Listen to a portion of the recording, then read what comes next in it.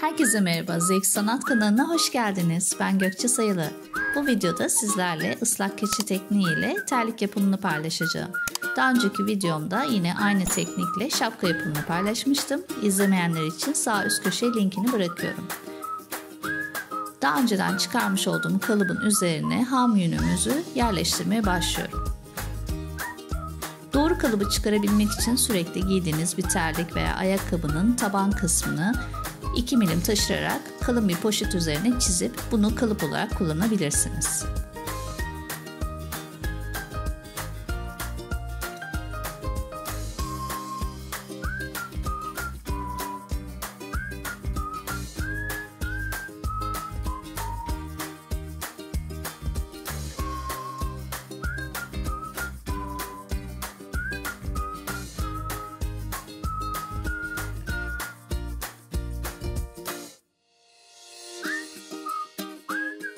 Yünümüzü yerleştirirken boşluk bırakmamaya özen göstermemiz gerekiyor. Suyumuz ılık olmalı. Sabunumuz zeytinyağlı olacak şekilde köpürterek yünümüzü keçeleştirmek için olmaya başlıyoruz.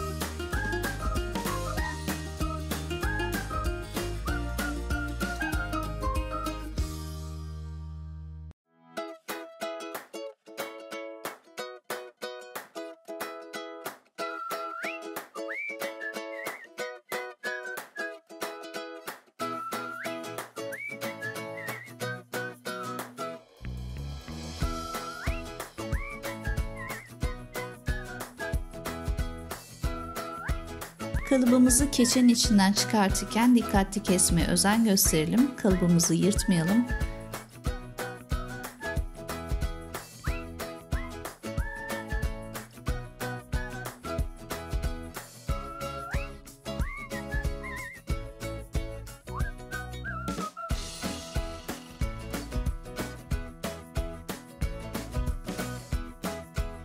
Dilediğimiz şekilde kesip kenar kısımlarını inceltmeye devam edelim.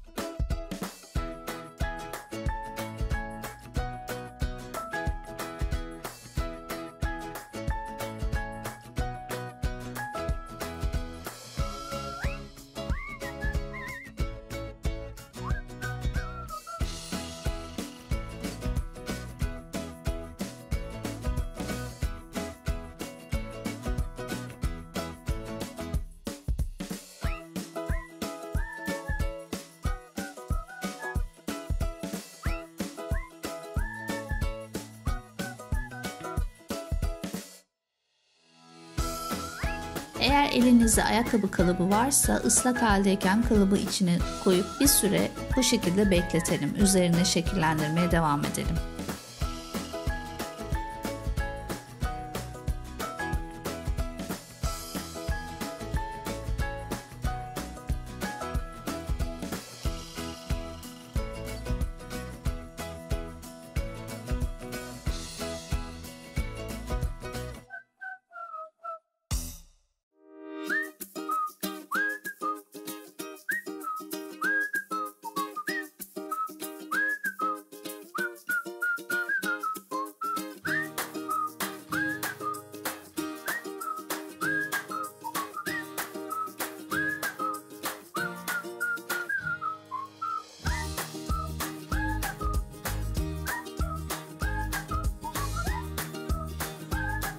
Yaklaşık 4 saat süren işlemden sonra bir gün boyunca kurumaya bırakıyorum. Terliğimiz kuruduktan sonra ikinci aşamaya geçiyoruz. Kenar kısımlarının daha düzgün olabilmesi için iğnemizle kenarlarını iğneliyoruz.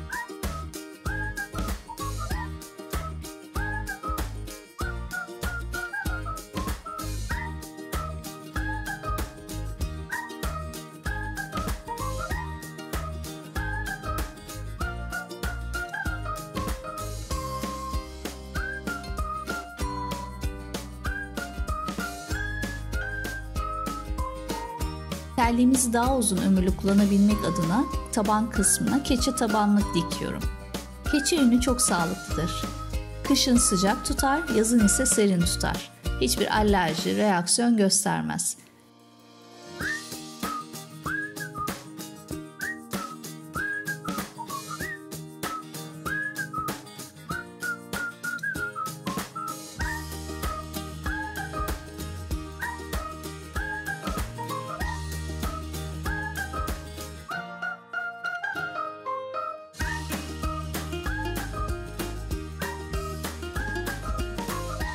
Umarım videomu beğenmişsinizdir. Keçe ile ilgili daha çok videolarım olacak. Lütfen bana sorularınızı mesaj kısmına iletebilirsiniz. Instagram hesabından da takip edebilirsiniz. Videomu beğendiyseniz beğen tuşuna basmayı, yorum kısmına yorum yazmayı ve kanalıma abone olmayı sakın unutmayın. Bir sonraki videoda görüşmek üzere. Kendinize iyi bakın, esen kalın.